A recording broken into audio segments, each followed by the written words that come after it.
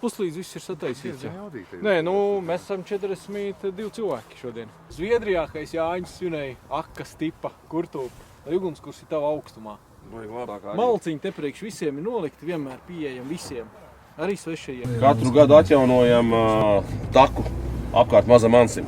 Lai var baudīt dabu, tur ir bebru māja. Te, kur ir tā taka sākās visu.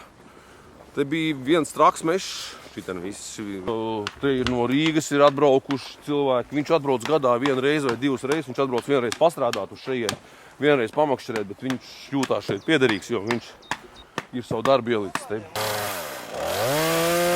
3-4 tonnas tiek laist kārt priekšā, lai varētu cilvēki braukt pie mums un makšķerēt. Katru nedēļu mums ir dežurants.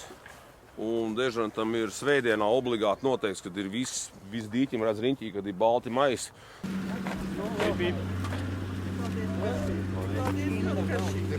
Skatīju to Jumars Klintiņu, un pie Jumars Klintiņas tur šitā te riepaizē. Nu, kur aiznest? Es nezinu, kā viņi var tur aiznest tik tālu. Bebrs tiķuši. Bebrs, Daugavpils bebrs. Bebriem glābšanas riņas tas ir.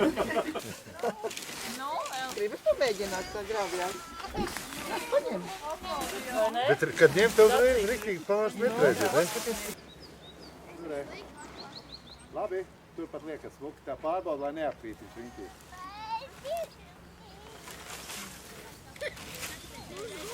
Sakoja.